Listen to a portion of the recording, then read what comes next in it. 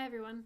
So today I wanted to talk a little bit about identity, and the title of this video is "Who Am I Without My Eating Disorder?"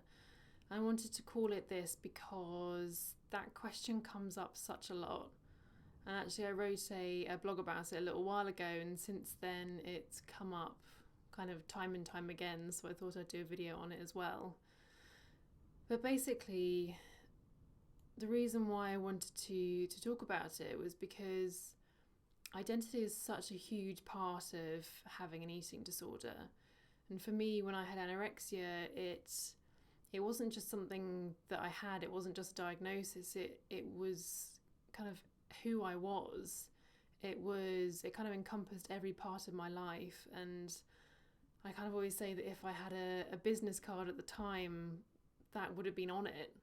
My occupation was having an eating disorder, really, because it took up such a huge amount of space in my mind that there wasn't really anything else that was kind of occupying that space. But it can be really hard to see past that.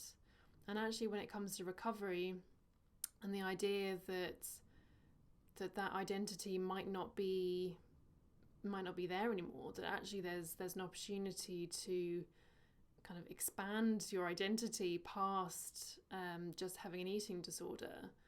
And that can feel quite scary sometimes, and it's come up quite a lot in the conversations that I've had recently, that actually, even though the eating disorder is something that kind of ultimately we want to try and get rid of, actually, when it comes down to it, there is that kind of big question about, okay, well, if that eating disorder isn't there anymore, then who am I? What is my identity? What's that going to look like?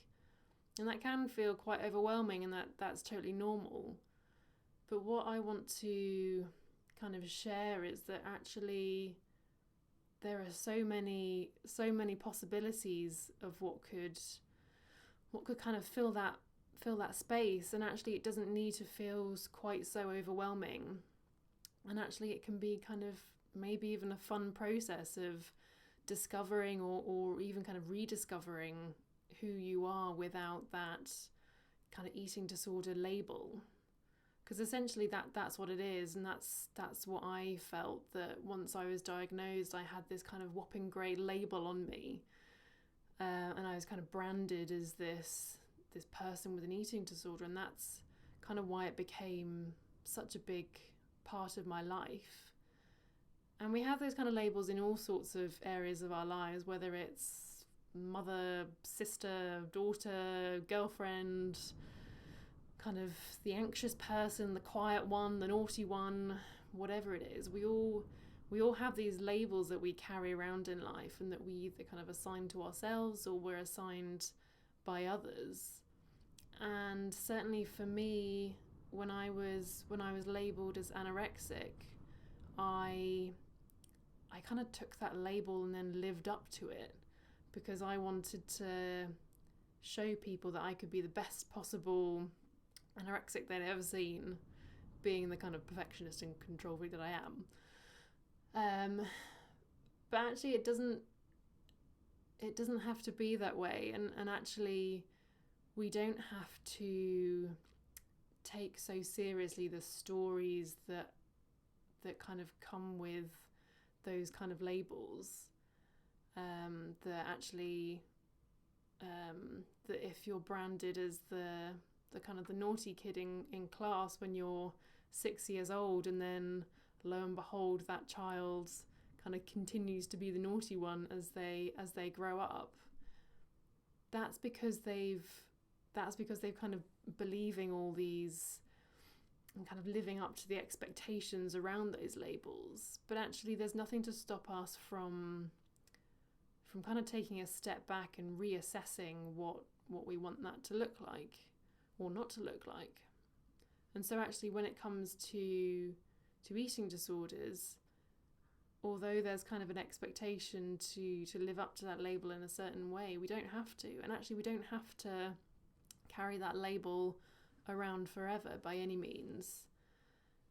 But as I say, it can be quite overwhelming. And I certainly kind of asked myself that question, who am I without my eating disorder, numerous times when I was going through that recovery process, because I didn't know what was on the other side.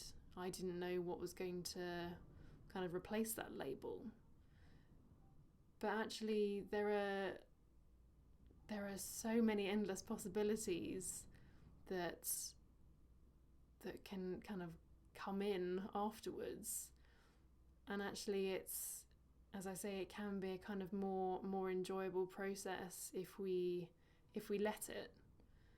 And one of the other things that came up recently was around how can I trust my other kind of personality traits and the other parts of my identity that aren't my eating disorder, and how can I kind of accept those and trust them to become kind of part of this new identity. And my answer to that is that, well, if you're so kind of trusting in this eating disorder identity, this, for me, the kind of anorexic identity, and you kind of believe in that and trust that that's who you are, then what's stopping you from actually applying that to anything else? It's all kind of made up of the same stuff. Identity is just kind of a series of beliefs about how we see ourselves. So actually, why not?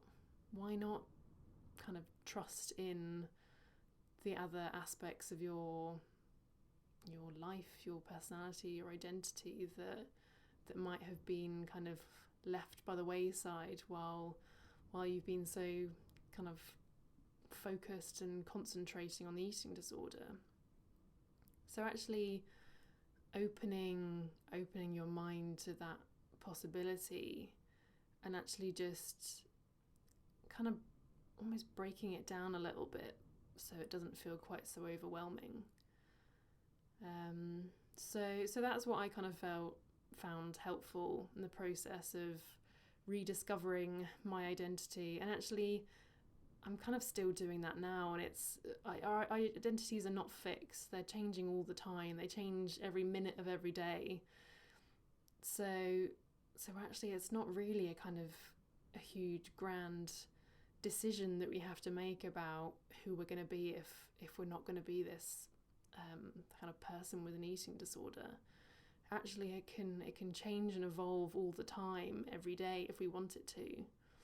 And that can be really fun. Like, I could be a kind of introverted tomboy one day, and the next I can be a professional, feminine, kind of meeting goer the next. And that's the reality of it. And that feels so kind of refreshing that we have that ability. We're chameleons, really, that actually nothing about our identity is fixed, and that kind of takes the pressure off us, I think. So I hope that's helpful, and I'd love to hear what you think. But yeah, I'll speak to you soon.